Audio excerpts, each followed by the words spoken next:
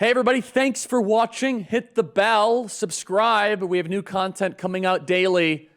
Make sure you subscribe. God bless you guys. You get indicted for the third or fourth time. Who are you having dinner with? Maybe your wife, your family, your friends? No. Donald Trump was having dinner with the executives of Fox News, trying to woo him into the presidential debate in Milwaukee, Wisconsin. Jack Posobiec, should Donald Trump debate? So, Charlie, I go back and forth on it because, look, you can sit there with this sort of political analysis, calculation, operative hat on and say, well, if he's at 50% plus in many of these early states or 30 points, 40 points up in some areas, even nationwide higher, then, you say you're already at a ceiling. The rest of the candidates combined can't defeat you. So why would you go debate and give them an opportunity? Because the calculus being that you can't go up much higher, whereas you could go down and you could give them an opportunity to go up. But at the same time, Charlie, I went on Don Jr. a couple weeks ago when I was down in West Palm for Turning Point Action. And I said, you know what, though? There's something about Donald Trump. When he goes to these debates, he just dominates the headspace, dominates the headlines, dominates up there. And it was through his ability to just headshot these neocons left and right in 2015, 2016.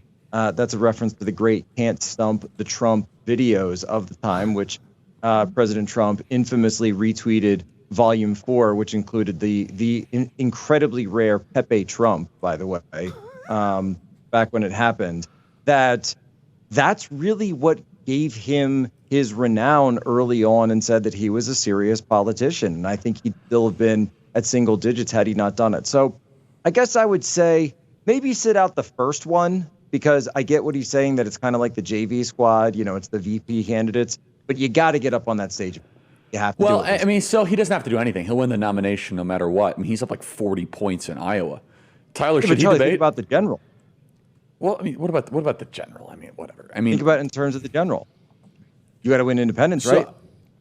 I don't think you're going to win independents getting in a shouting match with Chris Christie. I don't think that. You don't think that he has the ability to break out in one of these events and eat Chris Christie, literally, figuratively, choose his head off? Well, independents are going to be like, I want that. So let me hear you out. So Jack, you're a big MAGA guy. So let me challenge you on this.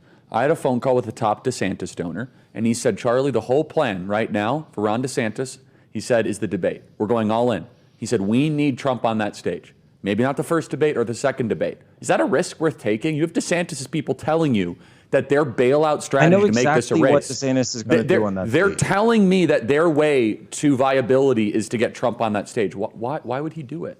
I can tell you exactly what DeSantis is going to do on that stage. He's going to sit there and he's going to do the same thing that Dave Rubin did when he was on your show. And he's going to pull out like a little quote and be like, aha, on January 4th of 2020, Dr. Fauci said this, and then you said this, and that was positive. But on January 5th, Ron DeSantis, and it's going to come across as awkward. It's going to come across as boring and creepy.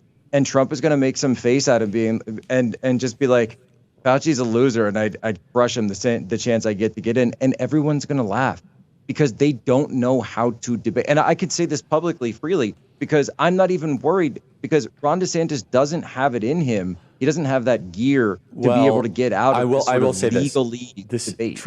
He doesn't have it. But this is the brilliance of Trump. Let's say I've been told Trump is not going to debate, but the way he's acting, I've seen this show before. But this is how smart Trump is.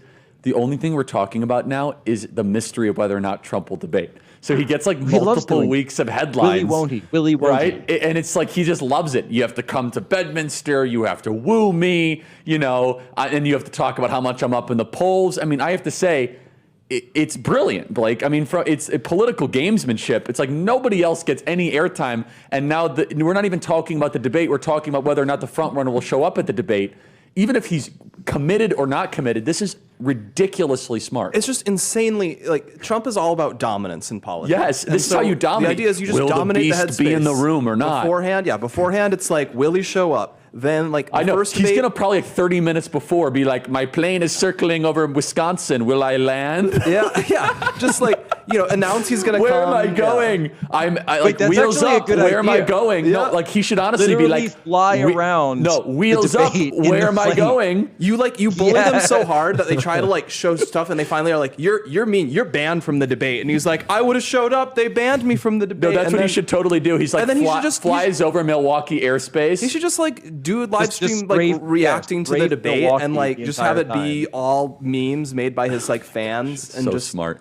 I think it's a mistake. I think it's a mistake if you're a Trump supporter, because I've talked to these other camps and they want him on the stage. The other camps are who wants it the most. It's not Fox News or the RNC.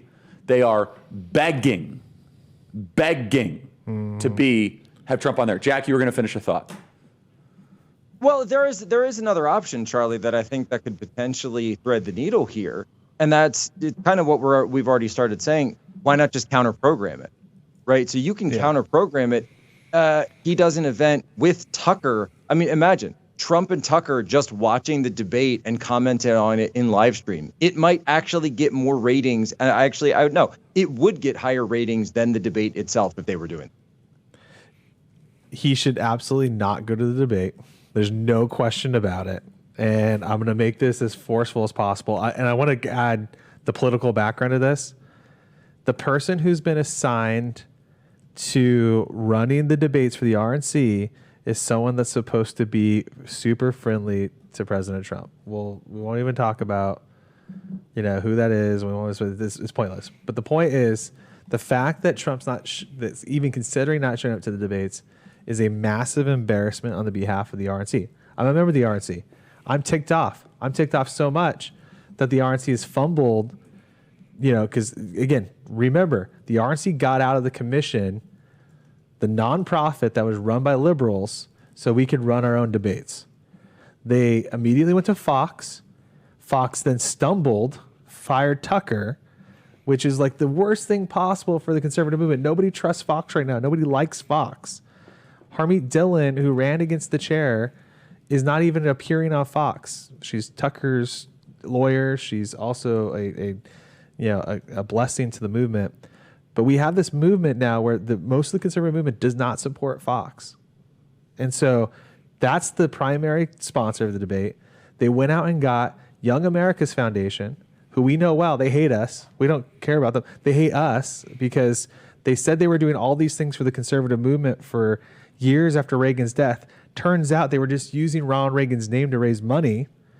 In fact, most of you are listening. You may be sending money to Ronald Reagan's ranch, not realizing you're sending money to Young America's Foundation, Which pays for Mike Pence. Because, and I put this tweet out, which is Mike Pence ran out of the Eisenhower building after being VP to get a multi-hundreds of thousands of dollars a year from Young America's Foundation, which is fine, whatever, that's fine. But they're a Pence organization. They have on their payroll Mike Pence, effectively. That is the co-sponsor that the RNC thought would be smart, as a person who's running for president is an organization that employs one of the candidates running for president.